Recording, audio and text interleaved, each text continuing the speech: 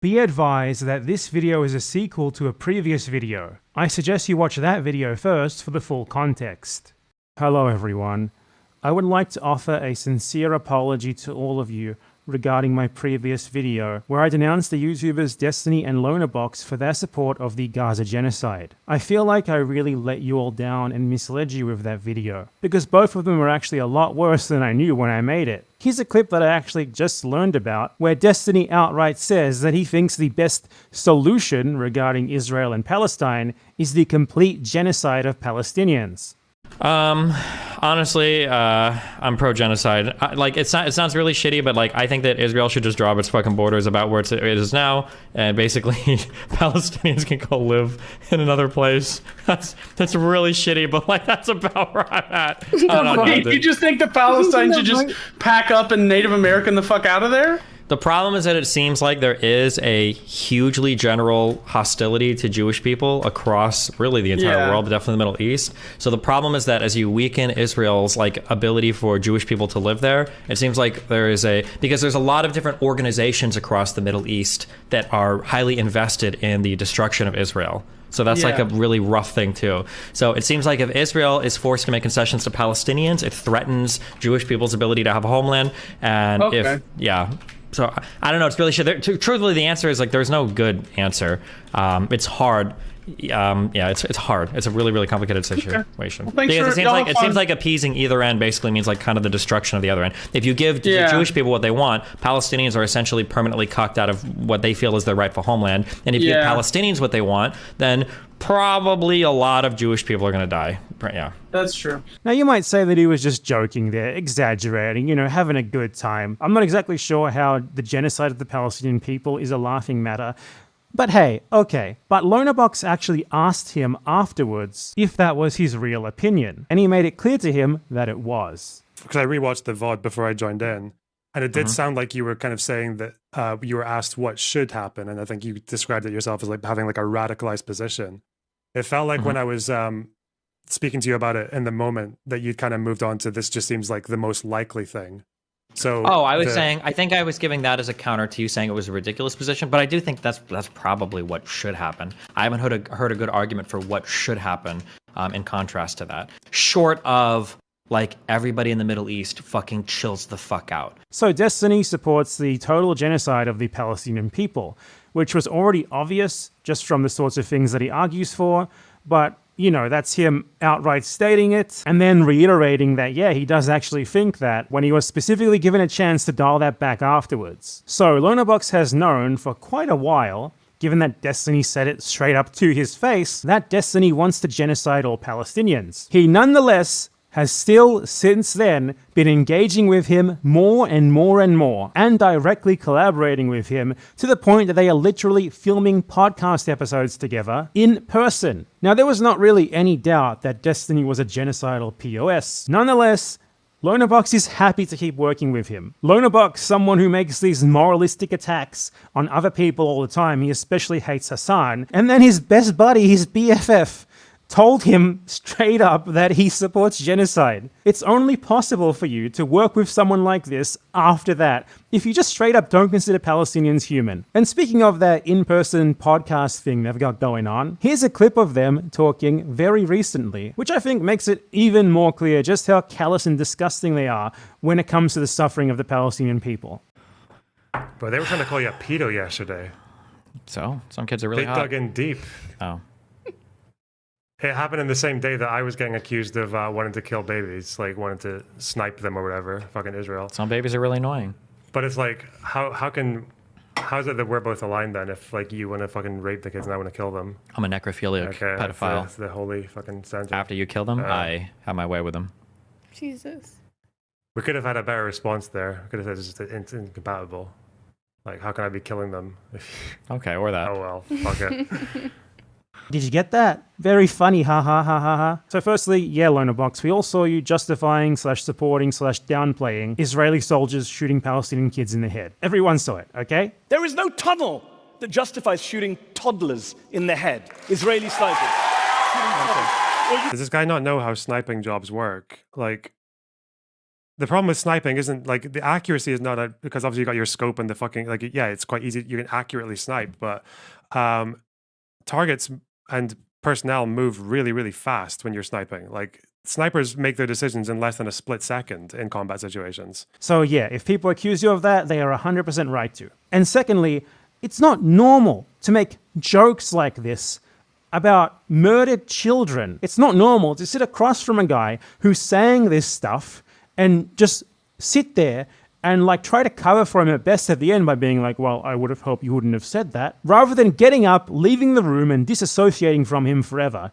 This can only happen if you either do not consider Palestinian people human, which I think at this point there is an argument that Lonerbox does not, or you are just such a pathetic grifter, so devoid of any of your own merit, that you are tying yourself to this personality to try and leech off their audience to make some more money. Anyway, so let's move on to Lonerbox's attempted response to me. Firstly, Lonerbox actually caught wind of the fact that I was planning to respond to him, and he privated the VOD. Definitely the behavior of someone who is willing to stand behind what they say, willing to stand behind their beliefs, and who's not desperately trying to hide them because they know how bad it's going to make them look if someone actually goes over them. Unfortunately, I didn't think that he would do this, so I lacked the foresight to download the VOD, so I don't have a copy of it on hand.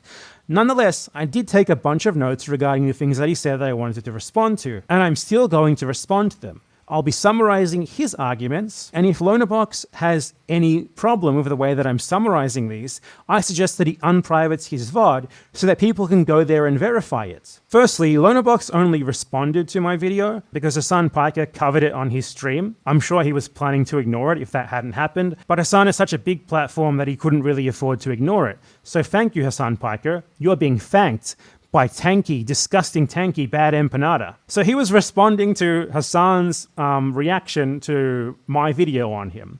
Nonetheless, he did at least try to respond to some of the points that I made, though he avoided most of the video. He only responded to the first clip in which he tried to justify the IDF's mass shooting in the head of Palestinian kids, and then he skipped to the end to try and make a gotcha against Hasan, where he tried to cover for himself, laughing when Mehdi Hasan mentioned tortured and raped Palestinian prisoners from Gaza by claiming that Hasan had done the same thing, which is not true, and I will be explaining how. He skipped everything in between that, I'm sure because he knew that he didn't have a way to defend it. He especially did not have a way to defend his association with Destiny from the disgusting genocide propaganda that Destiny did in that video, which was a couple of levels above what Lonerbox does, to be fair to Lonerbox, though I would have loved to see his excuse for those. So here is my summary of the arguments that he made responding to me, and these are what I will be responding to in this video. Again, Lonerbox, just unprivate the VOD if you want people to be able to verify this. 1. His first problem with my response was that I said that doctors in Gaza had seen hundreds of children shot in the head. He claims there is no evidence for there being hundreds of children shot in the head, rather only dozens. 2.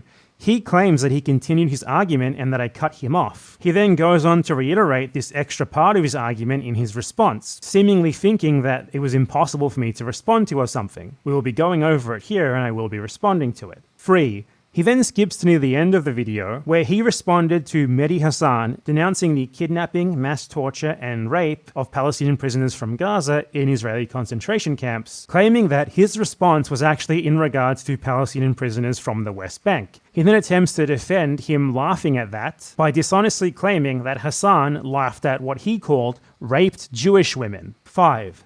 Lonerbox complained that he did not deny that there were systemic issues in Israel's conduct in the war in Gaza. He used those words exactly. He said that I am misrepresenting his position by making it look like he does deny that. So I'll be explaining here how all of that is a load of kablooey and how his response only dug the hole deeper. Okay, so now let's respond to Lonerbox's points. 1. He claimed there is no evidence of hundreds of children being killed. So let me explain how I came to the conclusion that there were minimum at least 100 children who were killed. It's quite simple. One doctor said that he had encountered 13 separate cases of children shot in the head. The article then goes on to state that 44 different doctors who were interviewed by the New York Times saw cases of children shot either in the head or in the body. Now, so if one doctor saw 13 cases, do you think it's fair to assume that these other 44 doctors saw, say, at least 2 cases each? Because I think it is. If each of those 44 doctors saw 2 cases each, that's 88. Add 13 to that, that's 101. Hundreds right away there. That is a completely fair assumption to make. In fact, if anything, that's going to be a vast underestimate, because this is only a limited selection of people who were interviewed by the New York Times. Not every healthcare professional was investigated, and surely not every child shot in the head has even been accounted for. So I'm absolutely justified in saying that there was at least 100, though the real number is likely far higher. And my grounds for saying that are completely 100% solid. This is something that these people do a lot when it comes to atrocities against Palestinians, is they demand absolutely picture-perfect proof of everything, when they are willing to accept practically nothing regarding what the Israelis say about supposed atrocities against them. For example, and as we'll be going into further detail later in this video, Lonerbox is someone who still spreads this idea that on October 7th, Hamas mass raped tons of Israeli women. He has never seen any evidence for that, even remotely as strong as this evidence for there being hundreds of children shot in the head by IDF soldiers presented in the New York Times, because such evidence simply does not exist. Yet he's happy to believe that. At the end of the day, I don't think the evidence of the rapes is as weak as you're making them out to be. It seems to be the evidence for it is about as good as we can get for any conflict in the past, and ones that we've happily accepted. Yet, in this case, he's like, where'd you get hundreds from? There's no evidence of that. I need picture-perfect proof. Actually, I need to see the corpse myself. I need to examine it myself. I need to get up close and personal with it myself. Otherwise, it never happened. But hey, let's throw him a bone here. Let's say that we can only use actual specific cases specifically mentioned in the New York Times article. That's still dozens. How many children shot in the head do you think we need before we can establish a pattern? Dozens? I'd say that's sufficient, right? The desperation in his arguments is very, very clear. Okay, so after that, he then moved on to claiming that I did not watch his follow-up, that I deliberately excluded it from the video. What actually happened is I let him talk, I let him finish everything that he was saying. These people often like to claim they're being clip-chimped dishonestly, even when you just let them speak for like 2 or 3 minutes at a time. And yeah, I'm going to show it to you guys right now so that you can see precisely what I mean. But when Israel shoots children in the head, 3 American doctors went to Gaza. Dr. Feyyaz Sidwa, Dr. Irfan Galaria, and a Jewish American doctor called Dr. Mark Perlmutter. All of them came back at separate times, said children were brought into hospitals we were in with gunshot to the head, sniper shots. Perfect. Exact targets. There is no tunnel that justifies shooting toddlers in the head. Israeli snipers.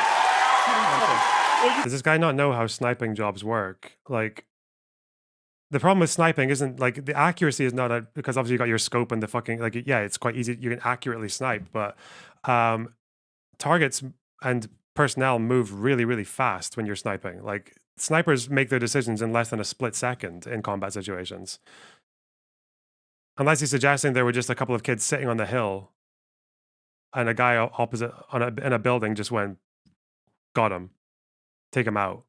Maybe someone committed a war crime.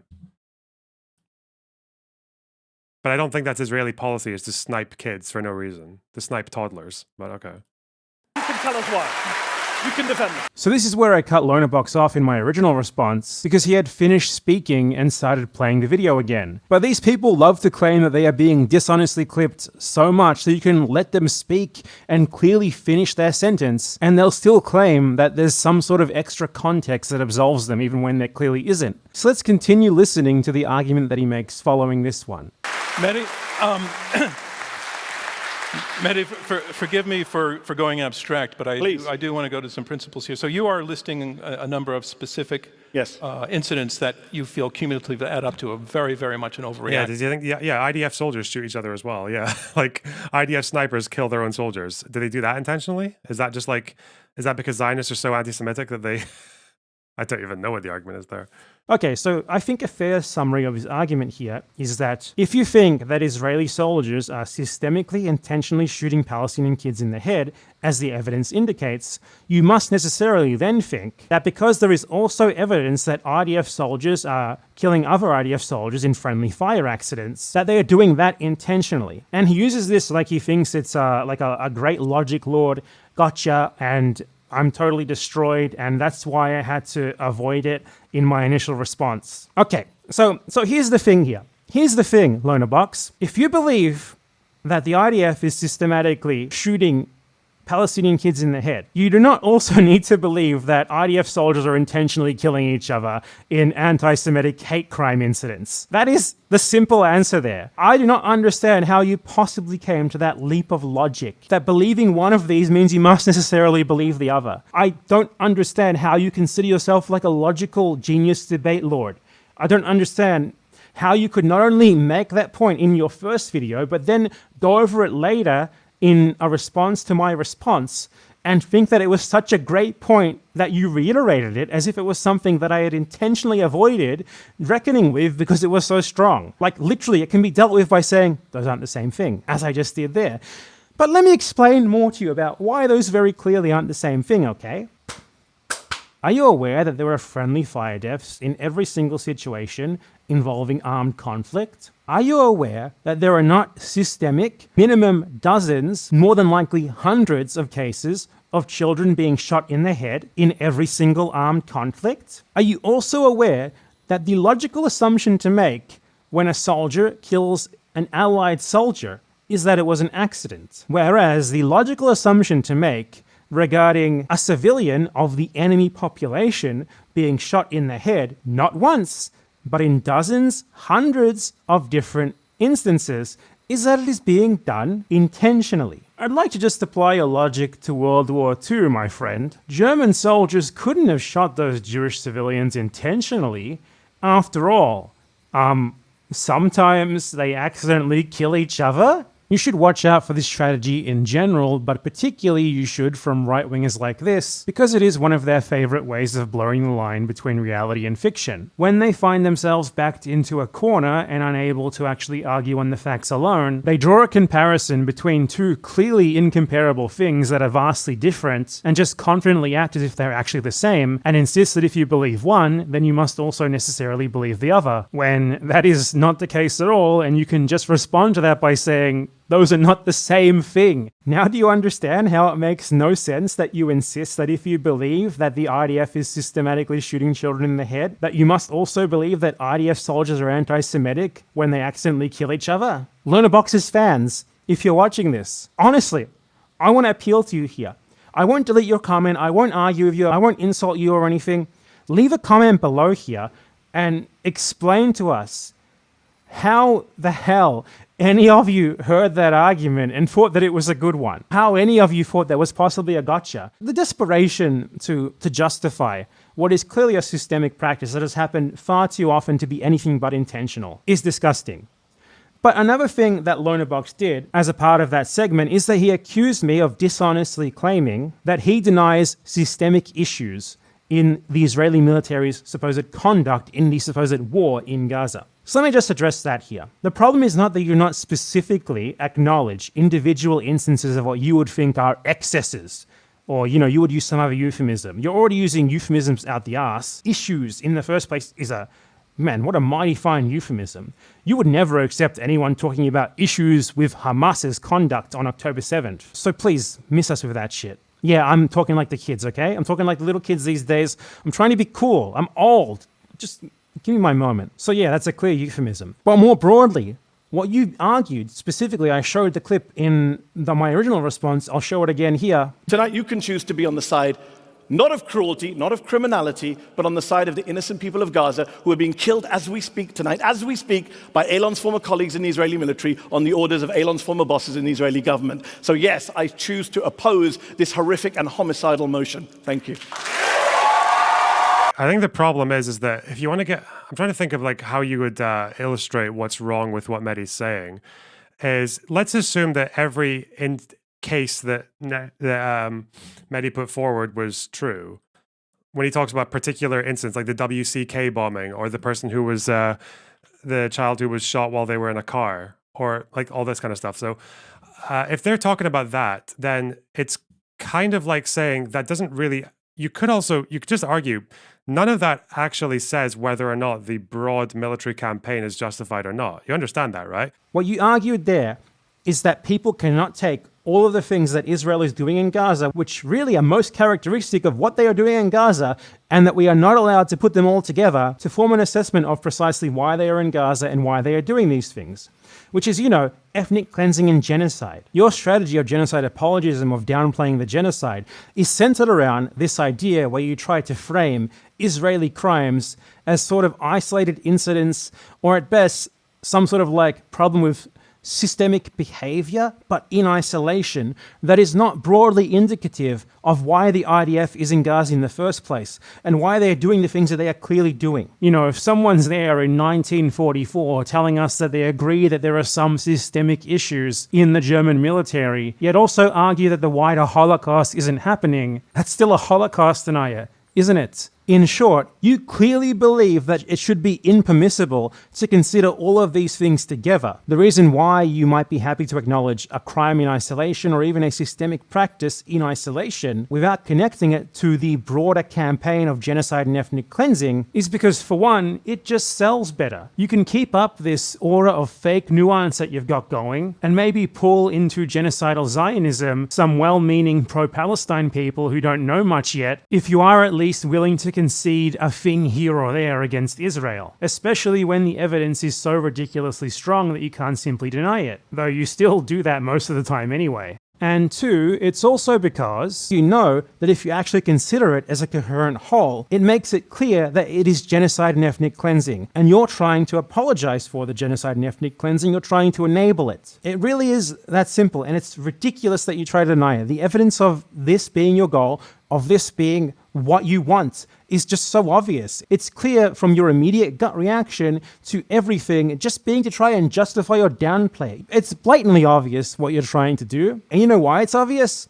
From a pattern of conduct. Not from taking one of your arguments in isolation, but from taking all the different arguments that you make that always just so happen to be apologizing for or downplaying the genocide in Gaza and putting them together to form a coherent whole. And that is how we can deduce that you are a genocide apologist / enabler. Same exact thing with what Israel is doing in Gaza. Why does Israel keep bombing women and children and the elderly? Why are Israeli soldiers shooting a bunch of kids in the head? Why do Israeli soldiers keep uploading to their public social media profiles videos and pictures of them committing war crimes with captions that say like, hell yeah, we love war crimes, I love genocide, I love to kill babies, I can't wait to settle Gaza? Why is it that the IDF is just massacring people? Why is it that they are mass expelling people? Why is it they have destroyed most of Gaza? Systemic issues? Lonerbox? Or is it because the ethnic cleansing and the genocide that they're clearly doing are the point? Is it because of a pattern of conduct that is clearly and easily recognizable, that adds up to a coherent whole? Yes, it is, and this coherent whole is what you and your disgusting cronies specifically tried to avoid. It's why you got so angry at Mehdi Hasan for taking a list of crimes and putting them all together to make a broader argument about what Israel is doing in Gaza and why they are doing it. Oh, and one thing that I forgot to mention in the previous section, after Lonerbox got done rehashing that argument about IDF soldiers shooting each other, he then went on to do amateur forensic analysis of the x-rays of the children with bullets in their heads. Those x-rays, by the way, which the New York Times said they had corroborated with actual pictures of the injuries, which they did not publish because they considered them too graphic to show. I personally think they should have published them, because then idiots like this wouldn't be able to try to deny them in this way, but they didn't. So he goes on to do his own little amateur forensic analysis of those x-rays, and he started claiming that they were either fake or that they were misleadingly presented. Basically the same conspiracy theory that pro-Israel propagandists were doing immediately after their release, claiming that the evidence is false. So he was actually engaging in genocide denial that is significantly worse, I would say, than the rest of the genocide denial that he was engaging in there, which probably helps to explain why he privated the VOD. Previously, it was like apologism, and now it was like outright him looking at the forensic evidence and trying desperately to find something wrong with it so that he could claim that it was fake. You know, the whole Pallywood thing. And let's not lose sight of the disgustingness of this, by the way. As I said, this is a pattern of conduct that he and many others, especially his best pal Destiny, have exhibited for a very, very long time, of this desperate, immediate desire to apologize for the genocide in Gaza, to whitewash what Israel is doing. It's not simply a guy having a bad take once or twice that doesn't make any sense. It is a guy who is very clearly desperate to apologize for the genocide, and that is what he's doing. That's why he's doing this. Okay, so after that, he then skipped past most of the rest of the video, like the part where I called him out for lying and saying that the 40 beheaded babies genocide propaganda wasn't spread by Israel itself, and I proved that wrong and showed that it actually was. He then also skipped over Destiny, spreading the Pallywood conspiracy theory, and he also skipped over his response to Mehdi Hasan, where he said that even if all of the instances that Mehdi Hasan was citing to say that Israel was committing genocide in Gaza were true, that wouldn't say anything about whether the overall Israeli military campaign was justified or not. I already dealt with those talking points in my original video. I'm not going to rehash them here. But Lonerbox skipped all of that, and he skipped right to the very last point, my very last response to him, which was in regards to this clip, and I will play it again here. I will happily support this pin because I support the release of all the hostages and let me finish. And I support the release of thousands of Palestinian detainees being raped and tortured and children. Do you support that? Let's wear it together. Do you support the release? Do you support the release of Palestinians? I do not support, do you support the release of terrorists. Of Palestinian children? Do you support the release of Palestinian children? Why is he? Oh God, what a fucking creep, man. Again, you can talk about the unlawfulness of the imprisoning, but like the Palestinians who are imprisoned in Israeli centers are not imprisoned like randomly. Of thousands of Palestinian detainees being raped and tortured and children. Do you support?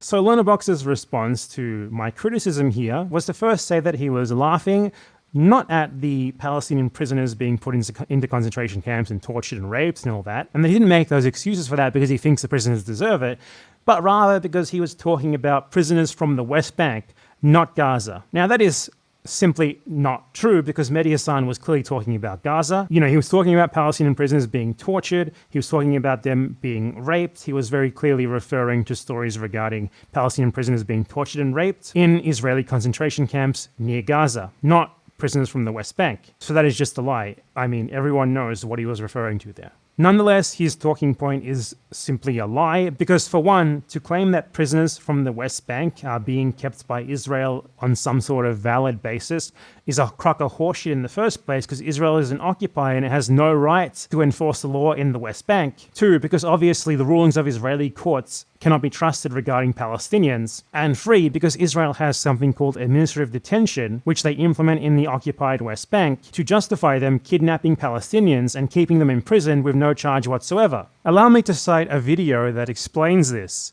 It's on Lonerbox's channel. Administrative detentions are arrests and detainments that occur with no charge, no due process, and which could potentially be maintained indefinitely. They are based on secret evidence and are done for security reasons. Palestinians have the right to appeal these detentions, but as mentioned, they and their lawyers do not have access to what the actual charges being raised against them even are. So yes, Israel would and regularly does kidnap Palestinians from the West Bank on no basis at all. Lonerbox was like, what, you think they would just, take people for no reason at all? There must be a reason for it. Well, there's a video on your channel that literally says that, and I mean, it's proven that they do that regularly, even in the West Bank.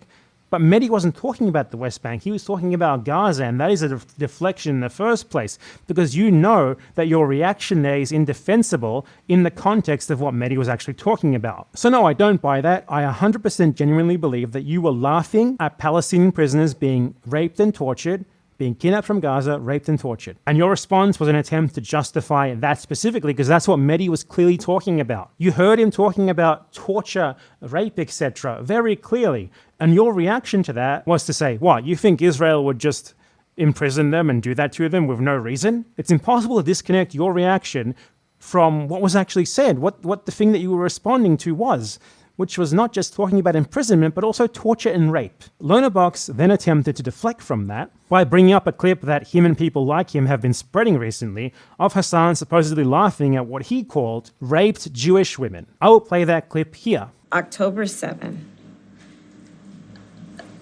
1,200 people were massacred. Many young people who were simply attending a music festival. Women were horribly raped.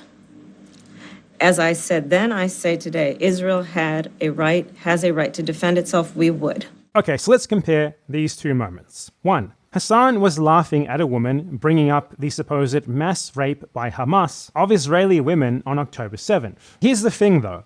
Hasan wasn't laughing at them for being raped. He was laughing at that because there is little to no evidence that it actually happened. The evidence is incredibly sketchy. All of it comes exclusively from a few, very few, individual witness testimonies, most of which are highly inconsistent with later accountings of the same tale. None of these testimonies corroborate each other. There has never been any forensic evidence presented that corroborates any of them. Many of the people who give these testimonies have intimate links to the Israeli state. For example, they are from organizations like Zaka, which works very intimately with the Israeli state. Other testimonies only surfaced far later as part of carefully timed propaganda blitzes by the Israeli state. To put it simply, there is no evidence whatsoever that these testimonies are not simply made up, and they have been utilized by the Israeli state because they simply have no other corroborating evidence. And this is very weird given that the Israelis have a ton of video footage of October 7th, yet on this one point which their propaganda has been harping on, they have nothing. So Hasan was not laughing at the rape of Jewish women there.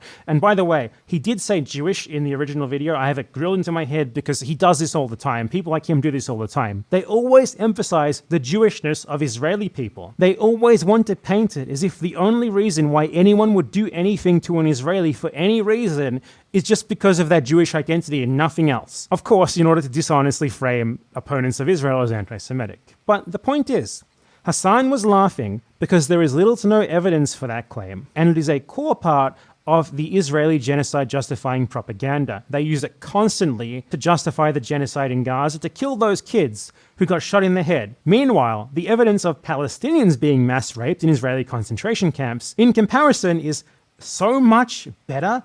There's so much more of it that it's honestly a joke to even compare the two. Not only are there multiple witnesses who corroborate the same events, but Israel itself actually acknowledged what was happening. Israelis held pro-rape rallies because they thought the rape was actually good. Israeli politicians talked about how the people who were raped deserved it openly. And despite the fact this happened in, a concentration camp, a prison, we have video evidence of it. Like literally, it was filmed and we have the video of it. Compare that to the claims of rape on October 7th. There are 5 or 6 different people who all claim that they were there and that they saw Hamas raping someone. None of their stories corroborate each other, and there is no more evidence that corroborates any of their claims. It's just, I swear I saw this. I swear I saw this thing that is extremely convenient to the propaganda narrative that my country is trying to push to justify a genocide. Do you see the difference in quality here? Do you see how these things are not comparable at all? I would hope so. I mean, we have video evidence of Palestinian prisoners being raped with metal rods in an Israeli concentration camp. Somehow, someone smuggled this video out and got it to the media to be disseminated. Yet there is no video evidence of any single rape on October 7th, despite the barriers to providing it being nowhere near as stringent. Oh, and by the way, people like Lonerbox like to cite a UN report into sexual violence on October 7th and in Gaza since then, and that report concluded that it was likely that at least one instance of rape by Palestinian militants of an Israeli occurred on that day. It concluded that, however, based on nothing but the same 5 or 6 witness testimonies that I mentioned. So it came to a very strong conclusion based on almost no evidence. It's super problematic and basically just exists to attempt to give some legitimacy to the flailing Israeli mass rape narrative. Their narrative started out as Hamas systemic mass rape and then ended with this UN report which concludes that,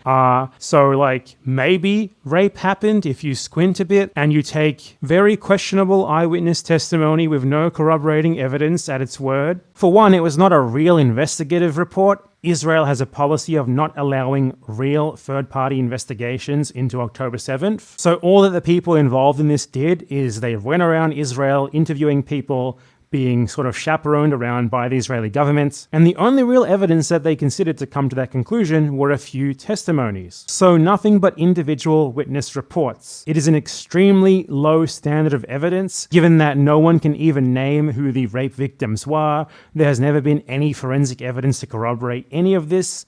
No photos, no video, and many of the witness statements are clearly coming from unreliable sources, and that there is a clear incentive by the Israeli state to spread such testimonies as much as possible, given that they are committing genocide and they clearly believe that rape on October 7th is good for their propaganda to justify it. None of these people would accept a single Palestinian saying they saw something happened when there was No forensic evidence of it happening, no photo, no video of it happening, no other witnesses who saw that specific event happening, yet they're willing to accept the idea that there was mass rape on October 7th, despite that not even being backed up by these testimonies, and despite even the individual instances that are attested to in these testimonies not being backed up by anything else. So yeah, it is just really a crock of shit, and the double standard really lays bare that all they want to do is justify genocide in any which way. It's not actually about getting to the truth or whatever. It's not actually about being the one enlightened centrist in the room who's critically analyzing both sides equally. It is about justifying genocide. It is about accepting atrocity propaganda from one side uncritically and doing everything possible to deny,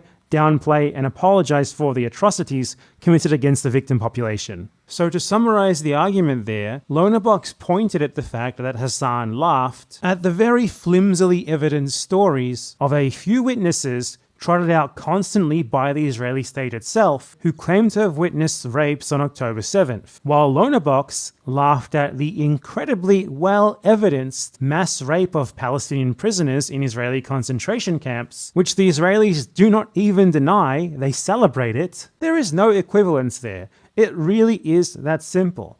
And for him to even bring up Hasan to try and deflect from what he did wouldn't even be valid even if it were true, but it's not. With these guys, it's always like this. For Israeli claims, they're like, what? A few people being paraded everywhere by the Israeli government swear that they saw something happen, there's no other evidence for it, and their claims just so happen to conveniently align with their government's genocide-inciting propaganda? Well, we can't expect any better evidence than that. I don't think the evidence of the rapes is as weak as you're making them out to be. It seems to be the evidence for it is about as good as we can get for any conflict in the past, and ones that we've happily accepted. And then for Palestinians, they're like, 44 doctors say they saw this and they provided x-rays. X-rays, schmex-rays. Let me see that corpse myself. I need to get up close and personal with that child's cranium. If I can't lick the bullet wound myself, it's not real. So yeah, those things are not comparable at all, and it's a joke that you even tried to compare them. You just straight up slandered and defamed Hasan, which is precisely what that mass rape claim is all about. Slander and defamation of an oppressed people to justify mass killing them. Palestinians don't have to defame people like you, because what they say is true. It is evidenced exhaustively, far beyond any reasonable doubt, far beyond the standards that you demand from Israelis, which is zero. The very fact that they even put forth this notion of rapes on October 7th, in the same stream where you do like amateur forensic analysis of x-rays of bullets in kids' heads to try and argue that that is not indicative of some sort of systemic practice in the Israeli military is honestly absurd. Everyone knows what you're doing. Everyone knows who you are. We can see the shit that you're engaging in. Here's what I'd like from you and people like you. Just own what you are. Just stop pretending. Just say that you want all Palestinians dead. We know it. Everyone knows it. We can see it from the direction of your content, from the idiotic arguments that you make to justify everything that Israel does. Imagine the relief that Destiny felt when he admitted to you that he really did just want to kill all Palestinians. It might be time for you to take that load off your shoulders and do it yourself too. Anyway, fuck these people, man. Exposing them has been a long time coming. And there are many more like them, make no mistake. I am not simply directing this at Lonerbox or whatever. There are so many other people, just like him, just like Destiny, who try to frame themselves as like the only really objective, centrist, smart guys in the room because they think it makes their genocide-justifying propaganda land better. Don't be fooled. Don't fall for it, guys. Anyway, Lonerbox, make the VOD public if you think that anything that I said here, anything that I said about what you said in there is wrong. But at the end of the day, I think, honestly, doing that would be a losing battle for you. The best that you would be able to do is like to pick one little thing to hang on to or to try to attack me as a person, to try and delegitimize me as a credible source or anything, rather than actually dealing with what I'm saying, with the substance of what I'm saying. That's what you guys always do. Bad Empanada is mean. How dare you cite him? As you sit across the table from fucking Destiny, while he tells you sincerely that he wants to genocide Palestinians, that anyone could ever buy your moralistic attacks on me or Hasan and how we're supposedly like unacceptable, like genocidal people or whatever, we're racist, we're anti-Semites or whatever. When you work with that guy and you say this sort of shit, it's such a joke, man. Anyway, yeah, that's all I wanted to say. Thanks for watching. If you like this video, then consider subscribing and checking out some of my other videos. And if you really like it, then consider supporting me monetarily on Patreon or Ko-fi. Now I'd like to thank all of my monthly supporters, and especially my $25 plus supporters, Gel Cribson, Brosnan, Aizmalad, Robocomi, Exos, Qualia, Osman Malik, Tim Wilworth, Lucian, Jackagora, Yamakawa Yahabib, CW, Michelle Bagnall, The Son of Sandy, Geordie, and my $10 plus patrons. Christian Corniels, Can't Care Less, XXXX, Eric Macdans, Ugopnik, Nabiru, B, Johnny Rocket, Firefox42, Happy Nephron, Minijan, Eric Perkins, Ant, Max Holland, Jack Paul, Louis Bravo, Kieran Goodwin, Megan Lowndes, Soyborn, Comrade Napole, Clement Fadge, Hector Obregon, Asma B, Support Libraries, Jizdog, Cockle Badger, T Street, Eramis Goodspiel, Liam Rowe, Abzarosi, Waldemar Dieter, Bubbly T, Adrian Naku, and the Big L. Thanks for watching. See you guys next time.